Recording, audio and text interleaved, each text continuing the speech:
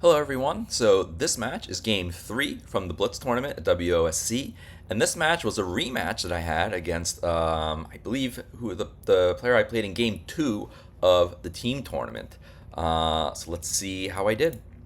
Now, um, if you recall from that video, he was a very quick player. I generally play very quick as well. You're going to see some very, very fast play in this game, and also some very, very messily placed pieces. So we played a similar game, although he went for more of a Yagura opening. I'm kind of sticking to my Gungi opening here. Oh, and there was this weird thing where we didn't notice that the starting pieces were misplaced. So we looked at it. I was like, "Hey, like, you're good with me just flipping them? You kind of know what I was trying to do." He's like, "Yeah, it's fine." Um, so yeah, again, just going for this Gangi, Tsunogi Gangi shape again. It's just like a nice flexible shape that works in a lot of situations. Um, and so a lot of times I'll keep my king here on 4-2, but I decided in this case that I was going to bring my king all the way around to 2-2 because he had already brought his bishop back. Bringing the bishop back here, I don't love where he brought it back to, and really bringing it back at all, just because he has his silver on, what is that, like 5-6? Um, so he can't push the pawn out of the bishop's way, and he's already jumped his knight, so he couldn't even bring his bishop back to like 5-9 and bring it around to the other side of the board. Now, basically here we're kind of just like trading pawns. It's nothing super interesting here. I think I mentioned earlier I have, this idea to bring the bishop to this 5-3 square. He brought his silver out, which I thought was interesting. And then I'm like, okay, let's go. I'm ready to bring my silver into the game as well. Um, so yeah, I don't particularly like the shape that he went for here, just because there's like not really a good way for his bishop to get in the game. He almost needs to bring his bishop back up. I think 3-7, or sorry, 7-7. So I decided to take this pawn here because if he retakes with the pawn, then I can bring my bishop up to 4-4, hitting the silver on 6-6, and there's not really anything he can do about it. So that's why he took with the silver. I just dropped my pawn and said, "Hey, get back," because I'm getting ready to attack on the other side of the board. Um, so I think, I had an idea somewhere around here. Okay, yeah, so here is where I go ahead and bring my king up. And as soon as he made this gold move, there's just like that juicy, juicy bishop drop that you really want to make on, what is that, 6-9? Here I actually think the engine likes trading bishops from his side. I didn't want to trade bishops, obviously, because then it just lets him bring his gold and attaches gold pieces together. Here I push this pawn because he can't take it, and I'm going to be able to get this pawn trade no matter what. Because if he takes it, I'm going to be able to just drop a pawn on top of the knight's head, and the knight has nowhere to go. So here I drop my pawn here. He can't take it because then my bishop takes and hitting his knight over there on 3-7. And so my pawn, I guess I would probably take with the silver. I'm not 100% sure what exactly my plan was, but he kind of forced my hand to take with the silver by pushing this pawn. We go ahead, trade the silvers. I was debating whether I should take with the knight or not. In retrospect, given that he got this move off, probably should have traded with the knight. The only thing is if I trade with the knight, then I can't push the pawn and my bishop is blocked. So maybe this is actually better. I'm not 100% sure. He goes ahead and makes a token, but it's pretty far away from everything, so I can kind of just like get out of the way with my rook. And so here I'm threatening, like a pawn drop on 7-7 or something. I'm threatening edge attack. He goes ahead and takes this pawn. I go ahead and drop my silver that I wanted to drop the whole time, and this is threatening just promoting to 5-2 if he runs the gold. So he goes ahead and drops his silver to the juicy silver drop spot. I thought, okay, like at least both of my golds are covered by the silver. The only tricky thing, which becomes a theme later in the game, because I'm gonna end up giving him my knight, is that if he takes one of these golds and I take it with the silver, he's going to be able to drop a knight onto, what is that, the 3-4 square. So that's like the main thing that I have to be careful of. He takes with the bishop here, and I find this nice move that blocks the bishop and hits the gold. He probably needed to take some time here to try and figure something out, but he just blasts away his bishop into my knight. And here's the big mistake of the game here. And obviously initially I was like, oh, maybe I should take this. But he has a knight drop on 3-4, and there's actually just a completely winning tactic here. And so right here I see it, and I'm just trying to figure out, okay, does it work? And I'm like, okay, yeah, it works. So here's this bishop drop on 8-9. He can't take it because it's mate after rook takes, so he runs. I went ahead and took the gold so that I can kind of promote my rook with check. Turns out it was better to promote the rook first, much better. There's just like an insane combination that you can play after promoting the rook that I didn't see. But even here, like, okay, like I'm in great shape. I'm completely winning, and now I just need to find the way. I didn't find anything here. So pawn drop on 6-6 is a move that comes to mind immediately, right? Because our bishop hits what is that? The 7-5 square, so we can drop a gold there as a follow-up if he takes.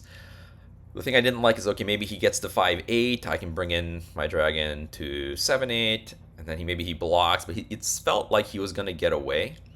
Turns out that there are some good moves that prevent that. I believe primarily gold drop on 4-6 to kind of cut off his escape square up the board is a nice move at some point in that sequence. I didn't see that, so what I end up deciding to do is to put my dragon onto the 8th rank and block his escape back towards the bottom of the board. Because now I'm going to have pawn 6-6, and then my dragon can get over and completely prevent his king from retreating back towards the open side of the board. I guess he didn't quite see that, because he does end up allowing it. Now, obviously, this is just like a very good position for me. I think the engine evaluates this as something around -12, and I'm Gote, right? So this is like a very, very winning position for me. He does think, though, but again, like I thought my move was pretty good. It didn't feel like the best move. It felt like there must have been something better, but I felt like it can't be that bad to just cut off his escape route. He tries to go for this pawn push. Maybe he wanted to try and force my bishop away from the other diagonal, but it's like, okay, well, now I can just pawn drop because you can't run. You have to take it. And then when you take it, I can kind of just like block the escape completely, bring my dragon even closer to the king. And then I'm going to be able to drop the gold, and he has to come up the board. And I don't know, maybe he missed that in this position I have dragon 5-7.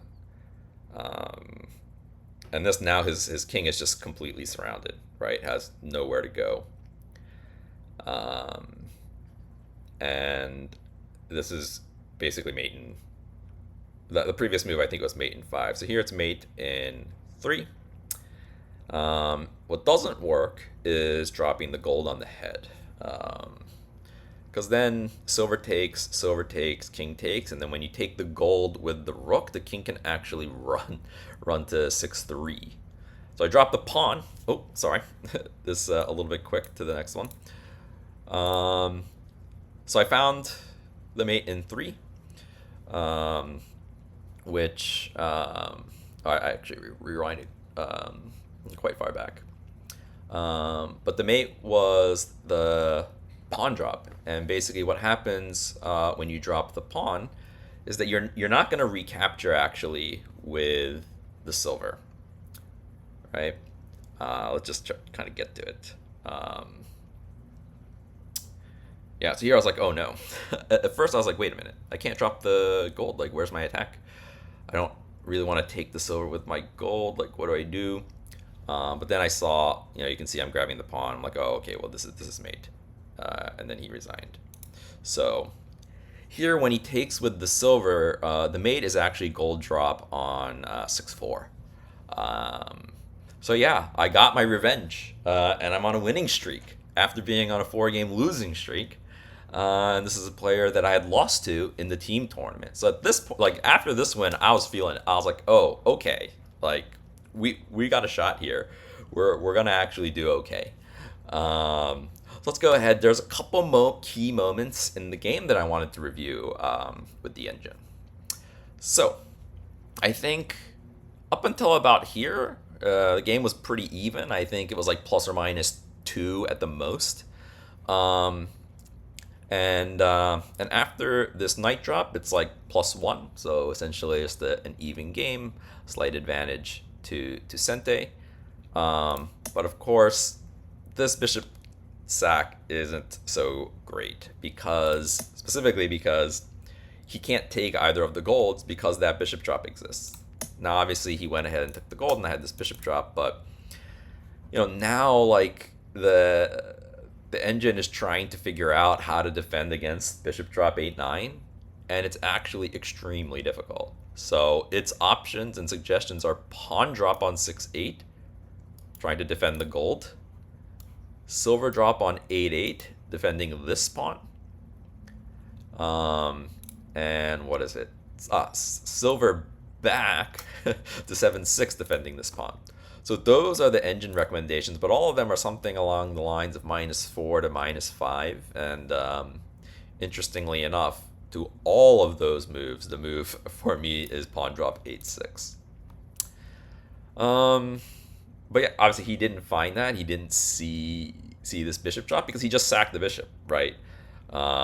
He didn't account for the fact that he's handing me the bishop that I can now drop. So he went ahead and took the gold, and I instinctively went to take it, and I was like, wait a minute. There looks like there must be something here. And yeah, I found it pretty quickly. He ran the king. And now here in the game, I took with the bishop because I wanted to get this. Turns out the engine doesn't like this because he's got a lot of threats over here.